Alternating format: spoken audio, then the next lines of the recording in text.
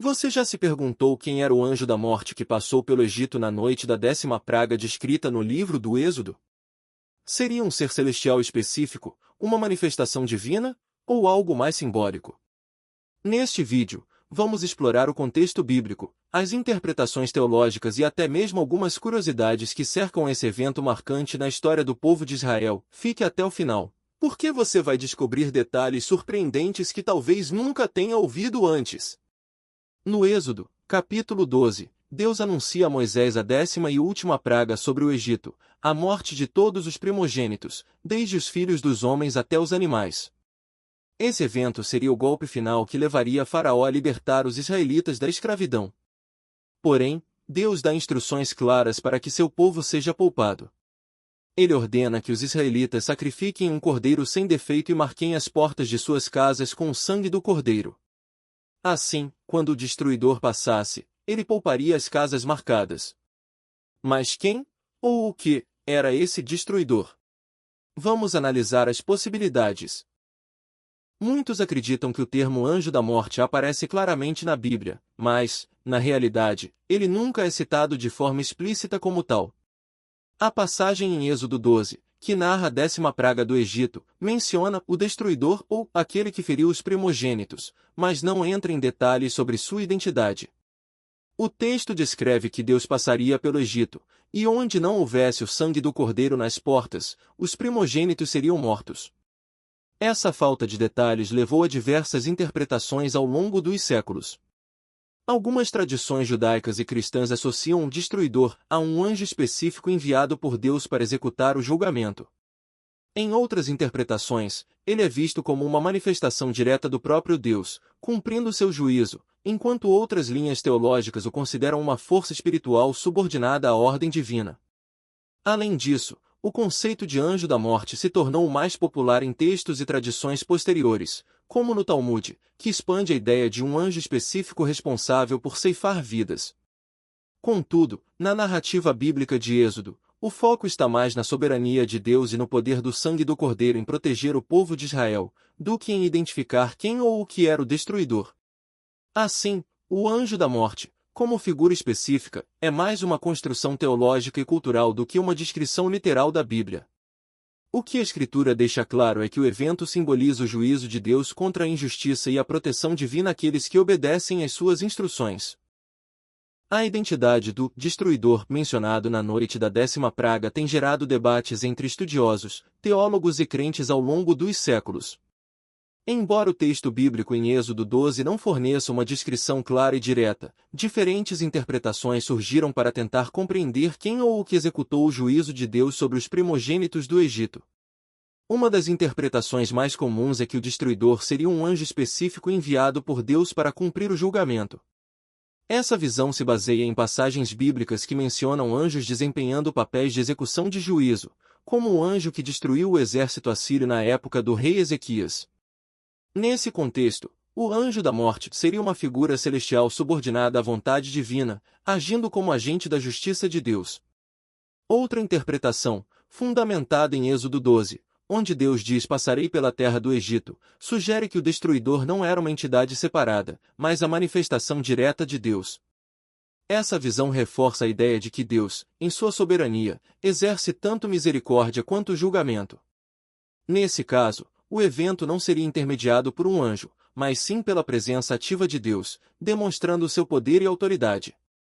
Algumas correntes teológicas veem o destruidor como uma força espiritual impessoal, autorizada por Deus para cumprir o julgamento. Essa interpretação se baseia na ideia de que Deus pode usar forças naturais ou sobrenaturais para executar seus planos, sem necessariamente se referir a um anjo específico ou à sua ação direta. Nesse cenário, o destruidor seria mais uma personificação do juízo divino do que uma entidade literal. Ao longo do tempo, tradições judaicas e textos como o Talmud expandiram a ideia de um anjo da morte. Essas tradições, embora não façam parte do texto bíblico original, influenciaram a compreensão popular da história. Nessas fontes, o anjo da morte aparece como uma figura específica encarregada de ceifar vidas, atuando sob a permissão de Deus. Embora essas narrativas enriqueçam a imaginação, elas não refletem necessariamente o que está no relato bíblico em Êxodo. Independentemente da identidade exata do destruidor, o foco principal da passagem é o significado espiritual por trás do evento. O sangue do Cordeiro, que protegeu as famílias israelitas, aponta para a redenção e obediência à vontade de Deus. A presença do destruidor serve como um lembrete do poder do juízo divino e da proteção oferecida àqueles que confiam em Deus e seguem suas instruções. Essa multiplicidade de interpretações nos mostra que o propósito central da narrativa é destacar a soberania de Deus, sua justiça e seu cuidado por aqueles que estão sob a aliança com Ele. Mais do que entender quem ou o que era o destruidor, o que realmente importa é compreender a mensagem de redenção, juízo e obediência que essa história nos transmite até hoje. O sangue do Cordeiro tem um papel central e profundamente simbólico na narrativa da 10ª praga do Egito, descrita no livro de Êxodo. Ele não é apenas um elemento físico usado na proteção dos primogênitos israelitas, mas também um poderoso símbolo espiritual que transcende seu contexto histórico. No contexto imediato, o sangue do Cordeiro foi a marca de distinção entre os israelitas e os egípcios. Deus instruiu o povo a sacrificar um cordeiro sem defeito e a aspergir seu sangue nos umbrais e nas vergas das portas de suas casas. Esse ato servia como um sinal visível para o destruidor, indicando que aquela casa estava sob a proteção divina. Quando o destruidor passasse pelo Egito, ele pularia as casas marcadas, poupando os primogênitos daquela família. O ato de aplicar o sangue do cordeiro exigia obediência e fé por parte dos israelitas.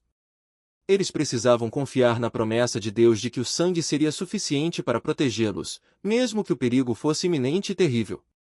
Essa obediência foi uma demonstração de fé coletiva, em que todo o povo seguiu as instruções divinas como um único corpo, colocando sua esperança na fidelidade de Deus.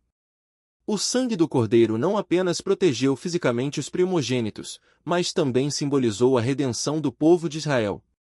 Ele marcou o início de sua libertação do Egito e da escravidão, um momento decisivo em que Deus reafirmou sua aliança com seu povo escolhido. O cordeiro sacrificado tornou-se um substituto, apontando para a ideia de que o derramamento de sangue era necessário para escapar do juízo divino. No Novo Testamento, o sangue do cordeiro é amplamente reconhecido como um prenúncio do sacrifício de Jesus Cristo. O apóstolo Paulo chama Cristo de nosso Cordeiro Pascal, destacando que, assim como o sangue do cordeiro protegeu os israelitas da morte, o sangue de Jesus oferece redenção e salvação espiritual a todos os que creem. A aplicação do sangue do Cordeiro nos umbrais das portas simboliza o sacrifício de Cristo, que protege os crentes do juízo eterno e os reconcilia com Deus. O papel do sangue do Cordeiro não se limitou à noite da 10ª praga. Deus ordenou que a Páscoa fosse celebrada anualmente como um memorial perpétuo. Cada vez que o povo de Israel sacrificava o Cordeiro Pascal, eles se lembravam do poder redentor de Deus e de sua fidelidade em livrá-los da escravidão. Da mesma forma, para os cristãos, a Páscoa aponta para a obra de Cristo na cruz, que inaugurou uma nova aliança e trouxe libertação espiritual definitiva. O sangue, na cultura hebraica, é frequentemente associado à vida. Portanto, o sangue do Cordeiro representava a vida oferecida em substituição à morte. Era uma garantia de que a vida prevaleceria sobre a destruição, e que Deus tinha um plano de preservação para seu povo. Aquele sangue, aplicado em obediência, não era apenas um ato ritual, mas uma demonstração da aliança divina e da separação entre os que estavam sob a proteção de Deus e os que estavam fora dela. O papel do sangue do Cordeiro vai muito além de sua função prática na noite da 10ª praga. Ele encapsula verdades teológicas profundas sobre a obediência, redenção e a soberania de Deus. Além disso, aponta para a obra redentora de Cristo, conectando o Antigo Testamento ao Novo Testamento de uma maneira que revela o plano divino de salvação. O sangue do Cordeiro não apenas salvou vidas naquela noite, mas também deixou uma marca eterna na história da fé, lembrando-nos do poder protetor e redentor de Deus para aqueles que confiam nele. Na tradição judaica, o foco não é tanto no anjo da morte, mas na obediência às instruções divinas e na celebração da Páscoa, que comemora a libertação do Egito. Na teologia cristã, muitos veem esse episódio como um tipo ou sombra do sacrifício de Jesus, destacando o poder do sangue para trazer livramento. Por que isso importa hoje? A história do anjo da morte no Êxodo não é apenas um relato histórico ou teológico, ela carrega lições para a vida contemporânea. Assim como os israelitas precisaram confiar em Deus e obedecer suas ordens para serem salvos, também somos chamados a depositar nossa confiança no sacrifício de Cristo, que nos protege do juízo e nos dá acesso à vida eterna. Quem era o anjo da morte no Êxodo? A Bíblia não oferece uma resposta definitiva, mas o mais importante é entender o significado desse evento. Deus age soberanamente para cumprir suas promessas e salvar seu povo. Seja um anjo, uma manifestação divina ou algo sobrenatural, o foco da história está na graça e na proteção providas por Deus. E você, o que pensa sobre essa figura misteriosa? Deixe seu comentário abaixo e compartilhe este vídeo com quem também gosta de estudar as riquezas da Palavra de Deus. Até o próximo vídeo, e que Deus te abençoe.